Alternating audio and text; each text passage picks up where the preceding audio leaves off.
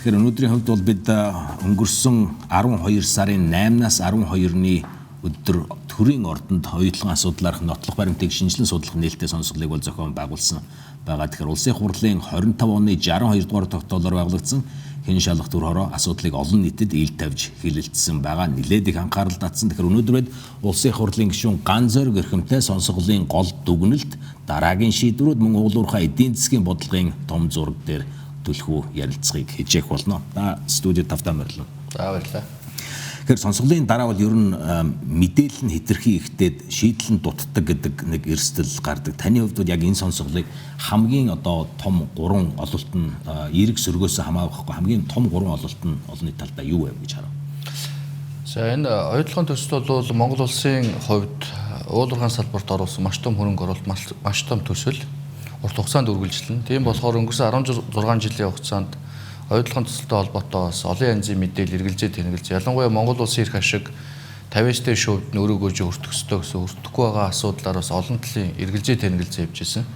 Энийг бол яг олон нийтэд энэ оюутлын гэрээ байгуулахаас ахуулаад өнгөрсөн хугацаанд оролцож ирсэн их хурлын дарга, ерөнхийлөгч, ерөнхий сайд байсан гэдэг олон хүмүүс ирж энэ дээр гарсан алдаа оноо асуудал бодит асуудлууд нь юу исэн гэдгийг бодитоор нь ярьж, баримттай ярьж олон нийтэд бас бодит мэдээлэл өгсөн.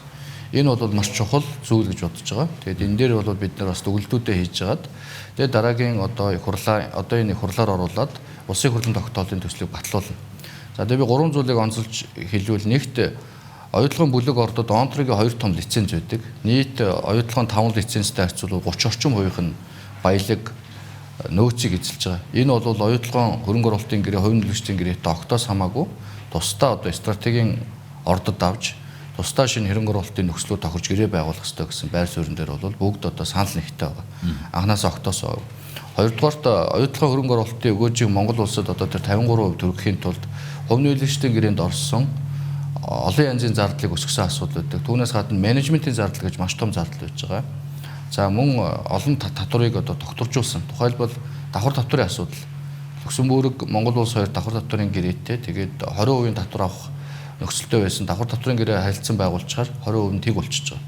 Тэгэхээр тийшээ гарч байгаа бүх зээлийн хөв буюу өнгөрсөн хугацаанд 8 орчим тэрбум доллар гарсан. Менежментийн зардал 2 тэрбум доллар гэдэг.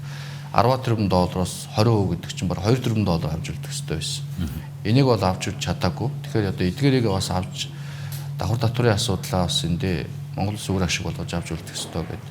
Ингээ хувийн нөлөөлөгчдийн гэрээнд тодорхой өөрчлөлтүүдийг хийж энэ хувийн нөлөөлөгчдийн гэрээнд бас дүгнэлт хийж тэгээд цаашдаа Монгол улсын өртөө хөгжийг нэмэгдүүлэх ёстой гэсэн асуудал болж байгаа. Гуравт Дубан гэрээ.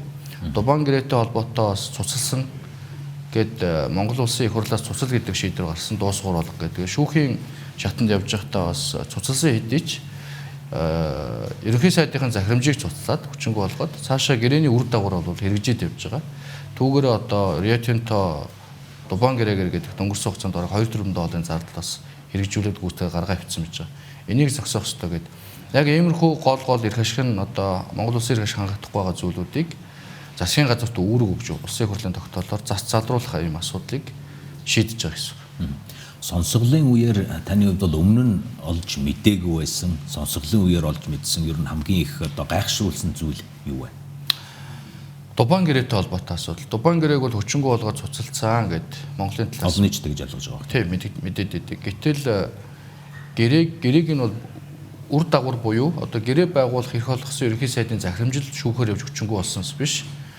Тэндээс эрх аваад гэрээ байгуулсан, гэрээ нь хүчинтэй тэрүүгээрээ нөгөө зардлуудаа хэрэгжүүлээд яваад байгаа асуудал бол бас гарч ирсэн. Тэгээд ер нь яг мэдээж сонсголын үеэр чинь ирсэн 90 мянган хуудас материал дээр 18 шинжээч хэн шалгагч нар ажилласан. Талаас илүү нууц тавцсан. Алууны нууц, байгууллагын нууц, маш нууц гэдэг. Тийм болохоор зарим нь бас ярих боломж байхгүй болчиход. Тэгэхээр иргэдэд бас бүр нарийн ширийн бас бодит мэдээллийг бас өгөх төвхтэй байдал үүссэн. Би энэ явцсан ч гэсэн сүнс нь байсан гэдэг шиг Дубан гэр бол үйлчлэл нэвээр явжсэн гэсэн үг. Тийм. Яг одоо жишээ нь сонсголын нотлох баримтуудаар тулгуурлаад аргалаар та бүхэн бол яг Монголын талаас хувьцаа эзэмшигчийн хувьд аль байгууллагууд дээр хяналтын цоорхой байна гэж харагдах. Яг тэгэхээр нэг талаасаа засгийн газар хэрэгжүүлээд явах юм. Гэхдээ өдөр тутмын ажилдаа засгийн газар оролцож чадахгүй шүү. Тэгэхээр цоорхойныг хаана байсан гэж харагдах. За Ер нь бол хамгийн том засгийн газар. Улсын хурлаас бол 4 удаагийн тогтоол гарч ирсэн. Маш сайн тогтоолууд гарч ирсэн. Гэтэл тэрийг хэрэгжүүлэх явцад засгийн газар бас их эсвэлтгүйгээр зарим тохиолдолд тайн ганцсан зүйлүүд бол харагдаж байгаа. Түүнээс хойш засгийн газрын эрхийг хэрэгжүүлж байгаа 2 гол газар байж байгаа. Төлөөлж нэг нь бол оюутлага компани өөрөө. Оюутлага компани удирдлагууд бас хариуцлагатай, санаачлагтай ажиллах ёстой. За эрчим хүч, эрд соёлын яам. За мөн дээр нэмээд тузын 3 гишүүн байж байгаа. Туз дээр л яг 3 гишүүн тодорхой байр суурь илэрхийлдэг ч гэсэн 9 гишүүний 3 нь учраас ямар ч нөлөө өгөхгүй саналыг. 6 гишүүн цааталтай учраас шийдвэрээ бүрэн дэндээ гаргаа явдаг гэсэн. Тэр энэ дээр бол асуудлууд байсан. Тэгээ энэ асуудлыг тодорхой төвшөнд ярьдаг ч гэсэн олон нийтийн анхааралд оруулж, ялангуяа их хурлын хэмжээнд анхаарч ярилцах юм боломж өмнө нь бол бүрдэж байгаагүй тэр болгон. Сонгуулийн үеэр л яригдад өнгөрдөг зүйл болж хувирсан. Тэр энэ удаагийн сонсгол бол айгүй өндөр ач холбогдолтой. Өргөн хүрээнд бид нар мэдээллийг ярьж их хурлын төвшөнд, олон нийтийн төвшөнд анхааралд оруулж, тэгээ маш олон шинжээчид маш нарийн баримт дээр ажиллаж, бодиттой, нотлох баримттай ийм шинжилгээ дүгнэлтүүд хийсэн. Энэ бол чухал болсон. Маш олон хэвлэл мэдээллийн байгууллагууд, маш олон байр суурь бас богино хугацаанд олон нийтэд хүрсэн учраас задлан шинжих эсвэл тунгаахад бас нэг талаасаа төвөгтэй байх л да. Гэхдээ яг одоогийн байдлаар оюутлага компанийн зүгээс бол хоримтлагдсан үр Монгол улсын үр бишээ гэдэг яваад байдаг. Нөгөө талаасаа бол тэгэхээр хоримтлагдсан үр маань Монгол улс одоо нийтдээ ард түмний үр шүдэ гэдэг яваад байдаг. Яг одоо бодиттой юм нь одоо таны хувьд бол яг яаж харахаар байна? Зөвхөн хэмжээ хэд байгаа юм чинь. Тий. Монгол улс энэ оюутлагын гэдэг компани 34%-ийг эзэмшиж байгаа. Тэгэхээр тэр компани төлж байгаа өөрийн 34% ирээдүйд авах ноогдол ашиг хасагтаад явж байгаа гэсэн үг. Тэр утгаараа бол тэр компани төлж байгаа өр гэдэг бол хувьцаа эзэмшигчийн цаад утгаараа хариуцж байгаа л төлж байгаа л олох орлого авах ашигасаа төлж байгаа өр гэхгүй. Тэр агуулгаараа бол бид нар тэр өрөөс төлөөд явж байгаа. Тухайлбал энэ өнгөрсөн хугацаанд оюутлахын төслийн ил уурхай болон далд уурхай бүтээн байгуулалтын хөрөнгө оруулалтууд бол 1.5-аас 3.5 дахин нэмэгдэж ирсэн. Тэр хэмжээгээр ашиг нь хойшилж байгаа. 19 онд магадгүй ноогдол ашигын үнэ анх ярьж ирсэн бол одоо 37% болцсон явж байгаа. Тэгээ яагаад энэ хойшлоод байгаа вэ гэхээр өрөө хасаад байгаа хөх төрүүлж ашигасаа орлогоосоо. Тийм болохоор бид нар 34% ноогдол өрөө төлөөд явж байна л гэсэн үг. Тэгэхээр таны хувьд бол яг харж байхад Монголын талын одоо хяналтыг сайжруулах, бодит оролцоог нэмэх, тэгсэн мөртлөө хөрөнгө оруулагч талдаа шудраг байх, бодиттой хандах үүднээс наваад үзвэл ер нь ямархуу одоо 3 практик шийдэл харагдсан одоо худалдаа авалттай холбоотой ч юм уу эсвэл одоо ногдол ашиг аль болохоор хурдан иргэд олон нийт хүрэх талаас нь ч юм уу. За нэгт одоо энэ өнгөрсөн хугацаанд авчиад байгаа зээлүүд байж байгаа.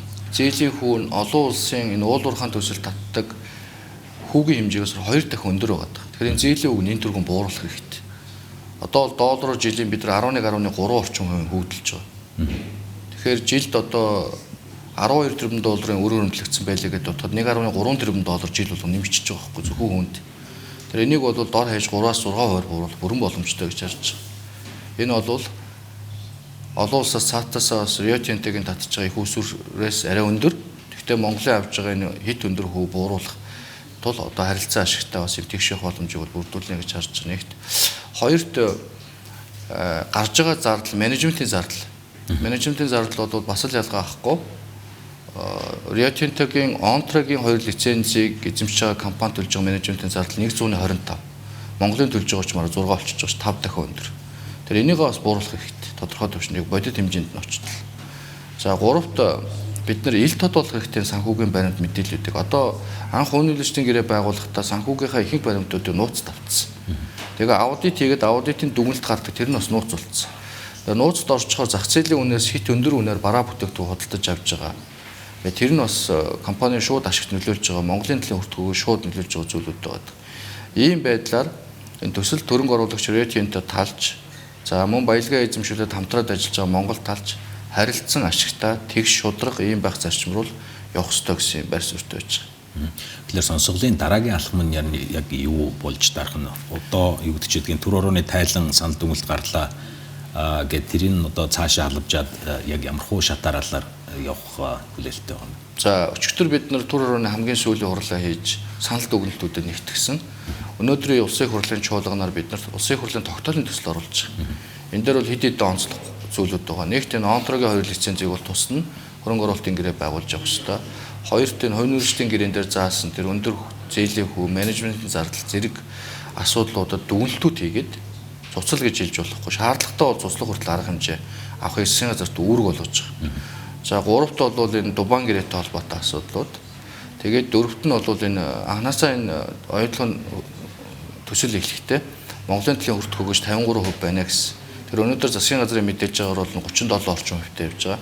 Энийг бол 53% хүргэх ийм үүрэг чиглэл засгийн газарт өгч байгаа. За ингээд энэ асуудлыг 2026 оны намрын чуулганаар оруулж ирэхийг засгийн газар ерөнхий сайд үүрэг өчгөр энэ асуудлын жилийн хугацаанд хөрөнгө оруулагч талтайгаа одоо яриад ямар өөрчлөлтүүд хийж болохоор ийм шийдэл саналуудаа гаргаж оруулж ирнэ. Тэгээд цаашдаа ер нь бол энэ удаагийн их хурлаар орж байгаа тогтоол маань 5 жил тутам оюутлын төсөлтэй холбоотой харилцан үр ашигтай байх, тэгш байх энэ боломж дээр бас дүгнэлтүүд хийгээд явах юм үүрэг өгч байгаа. Энэгээрээ бол их хурл маань үүргөө өгчгөр засгийн газрууд байнгын ажиллаад явна гэсэн. Сэдвээ баг зэрэг задлаад харъя л да. Тэрний үгээр 26-ны таны хувьд яг их хурал дээр ялангуяа эдийн засаг талдаа реформын ямар одоо шинжилгэүүдийг хийсэн хамгийн зөв гэж харагдаж байна. 26 он руу 90 оны үед яг тэгэхээр одоо 25 он маань ерөөсөө нэг хэдхэн хоногийн дараа гарлаа шүү дээ. Тэгэхээр урагшаа харсан үднэс гэсэн. За ер нь бол манай Монгол улсын эдийн засгийг харах юм бол одоо эдийн засгийн чинь гол авч явдаг хэсэг чинь хувийн хвшил, хөдөлгөгч хүч нь хувийн хвшил байх хэвээр. Ажлын байр бий болгож байгаа, татвар төлж байгаа, хөгжлийг урагшин чирж байгаа. Тэгэхээр хувийн хвшлийг дэмжсэн бодлого асар ихээр дутагдаж ирсэн. Өнгөрсөн 30 жилийн хугацаанд манай мөнгөний бодлого, төсвийн бодлого хит гажиж, ялангуяа улс төрчсөн, сонгуул руу чиглэсэн, халамж руу чиглэсэн ийм шийдвэрүүд гарч ирсэн. Энийг бол өөрчлөх ёстой. Би бол өнгөрсөн 24 оноос хойш парламент орсноос хойш бол энэ татврын ачаа дарамтыг бууруулаач. Аж ахуй нэгжүүд, ялангуяа жижиг бизнесүүдэд энэ рүү чиглэсэн одоо реформуудыг хийгээч гэдэг асуудыг байнга хэлж байгаа. Тэр одоогийн байдлаар 70 гаруй мянган аж ахуй нэгж 7 орчим их нийтийн татврын өртөө улсад хөрөнгө зөртөө болчиход байгаа. Тэр энэ дээр бол одоо эх онд засгийн газар бол том одоо төсвийн тодтолцоороо байна уу шинжилгээг зайлшгүй шаардлагатай. Энэ бол нэг талдаа татврын ачаа дарамт өндөр байгааг харуулж байгаа. Нөгөө талдаа аж ахуй нэгжийн үйл ажиллагаа орлого хашиг огцон буурсан. Түүнтэй холбоотой татвараа төлж чадахгүй мөнгө өрсөлдөөн дутагдaltaд орсон. За 2 сая Монгол банкны ерөнхийлөг шинээр томилогдлоо. Энэ мөнгөний бодлогыг бас дөрвтойхоо өөрчилж авч үзэхгүй бол мөнгөний бодлогоор ерөөсөө бас эдийн засгаа сайн дэмжиж чадахгүй байгаа. Мөнгөний бодлого өөрөө засгийн нөгөө кассын машин гэдэг шиг яг засгийн хэрэгжүүлж байгаа төсвийн бодлогыг дэмжсэн бодлогод явуулаад тэлдэг. Тухайлбал одоо өнгөрсөн сонгуулиар гээл шинэ оршоо гээл 800 тэрбум төгрөг гаргаад зээлж байгаа. Тэр маань тэр чигээр импорт болчихж байгаа байхгүй. Импортороо хэрэглээг дэмжчихээр эргээд инфляц өсөж байгаа. Энд ажлын байр бий болохгүй байгаа. Яг бодиттой үйлдвэрлэл жижигхэн бизнес хийж байгаа хэсэг дээр зээл болж очихгүй байгаа. Тэнд нь асар хэмжээний мөнгөний дутагдалд орсон. Зээлийн хүртэмж байхгүй болцсон. Тэр Монгол банк бол мөнгөний бодлогоор дамжуулж энэ жижигхэн бизнес рүү чиглэсэн ажлын байр бий болгож байгаа үйлдвэрлэгчид чиглэсэн зээлийн их усруудыг нэмэгдүүлэх ёстой. Ийм байдлаар шинжилүүд хийж явахгүй бол эдийн засгаас хүндрэлүүд гарч эхэлнэ гэж харж байгаа. Ер нь гишүүдийн хувьд бол бас нэг суурь реформыг нийгэм талаас консенсус үүссэн одоо асууж эхэлж байгаа ш тэрний үгээр татварын одоо системтэй холбоотой тогтолцоотой холбоотой өөрчлөлт шинжиллийн асуудал хүртээмжтэй өгөөд бодиттой байх гэдэг үгнээс 26-ны үед бол аж ахуйн нэгжүүд маш их хүлээлттэй байх шиг байна. Гэхдээ энэ хүлээлт маань хэр зэрэг бодиттой юм бэ? Эсвэл ер нь энэ сэдвийг тэр чигт нь хаацсан дээр юм болов? За 26 оны төсөв өргөн баригдахад хүн намын тухайлбал зөвлөлөөс энэ татварын реформ хийгээч гэдэг тодорхой саналууд өгсөн. Тэн дээр бол одоо хувь хүний орлого хаалган дотор яг ажил хөдөлмөр эрхэлж байгаа хүмүүст бас олгогддог татварт энийг бууруулах хэрэгтэй. Ажил олгогчдод зөвлөж байгаа нийгэм дадлын шимтгэлийг бас тодорхой хэмжээнд авч үзээч гэдэг. За нөөтийн асуудал байж байгаа. Ингээд хэд хэдэн зүйлүүдийг тавьсан. Аж ахуй нэгжийн орлого хаалган дотор гэдэг. Харамсалтай засгийн газраас өргөн барьсан улсын төсөв дээр ганцхан нөөтийн асуудлыг л хүндсэн. Өндөртөө эх оны 10 сараас боцоо олголтыг нэмэгдүүлэх байлаа. Бус татварууд дээр хөнгөлчлөлтийг огт оруулж ирээгүй. Тэгэхээр энэ бол одоо яг улсын төсөв туссан байдлаар бол аж ахуй нэгжүүд бол ойлгохтой дэмжлэг үзүүлэхээр зүйл байхгүй. Тэгэхдээ бид нар одоо их хурлын төвшөнд за их хурл дээр ажиллаж байгаа намын бүлгүү зөвлөлүүд бол эх оны төсвийн тодтолцоор ч юм уу татварын асуудлуудаа нааш нь авч хэлцэх юм шахаж шаардлагыг тавьж ажиллана. Ингэж өөрчлөлт хийхгүй бол үнэхээр одоо эдийн засаг хувийн хвшлийн одоо эдийн засгт оролцоо хомигдох эргээл нөгөө төрийн улам данхар болоод хэмжээний татвар аваад тэрүүгээрээ үргэлгэн зардал үр ашиггүй төсөл хөрөнгө оруулалтуудыг санхүүжүүлдэг ийм байдал гэсэн. Тэгэл эдийн засаг агшин. Тэгэхээр энэ рүү бол бид нар анхаарч шахаж ажиллана гэж харж байна. За баярлалаа бидэнд ярьсан тийм. Тэр өнөөдрүүд хурлын гишүүн Ган Зориг хэрхэмтэй ярилцаж оюутлогын сонсголын гол дүгнэлт дараагийн шийдвэрүүд мөн уул уурхай эдийн засгийн хэрэг оны хүлээлт зэрэг сэдвүүдээр ярилцлаа.